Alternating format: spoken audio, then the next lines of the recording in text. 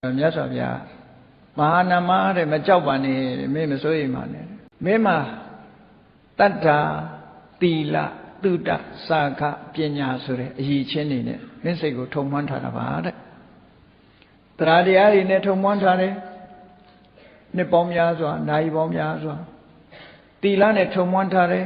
သုဒ္ဓဆိုတဲ့ဘုရားတရားတော်တွေနာယူမှတ်သားထားတာနဲ့ထုံမွမ်းထားတယ်စာခလို့ဆိုတဲ့စွန့်လွတ်လူတန်းမှုတွေနဲ့ထုံမွမ်းထားတယ်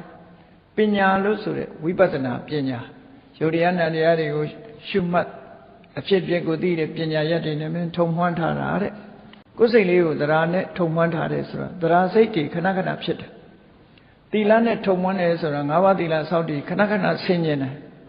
ဒီကနေ့ငါ၅ပါးသီလများချိုးသလားမချိုးလားဟော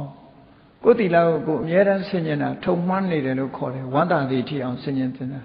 တုတ္တနဲ့ထုံမွမ်းတယ်ဆိုတာဘုရားဟောတရားစာအုပ်တွေဖတ်တယ်တရားတွေနားတယ်မြတ်စွာဘုရားတရားတော်တွေရွတ်ဖတ်တဲ့ဆဲတယ်ထုံမွမ်းနေတယ်နော်ကိုယ်စိတ်ထဲမှာအဲ့ဒီအချိန်မှာဆိုရင်အကုသိုလ်မဖြစ်ဘူးလေစာကပရိဘာဝိတဆိုတာစွန့်လှူပြီးဒါနကောင်းမှုကိုပြန်ပြီးတော့စာကနုတ္တိဘာဝနာပွားနေတာပညာပရိဘာဝိတဆိုတာယမယကအနိစ္စသဘောဒုက္ခသဘောအနတ္တသဘောဆင်ញင်စဉ်းစားတာ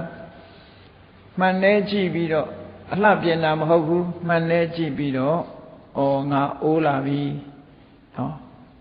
တဖြည်းဖြည်းအိုးလာပြီတနေ့ကျရင်ဟောဒီယုတ်ကြီးပြစ်ထားခဲ့ရမှာ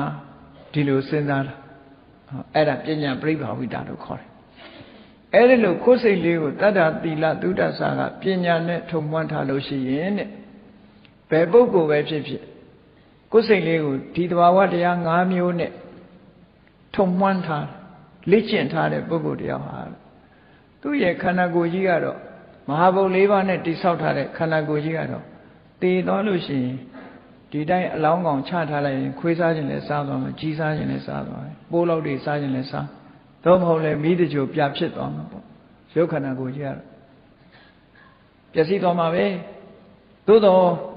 တရားနဲ့နှစ်ပေါင်းများစွာထုံမွမ်းထားတဲ့သီလသမာဓိသီလသုဒ္ဓစာကပညာတို့နဲ့ထုံမွမ်းထားတဲ့စိတ်လေးကတော့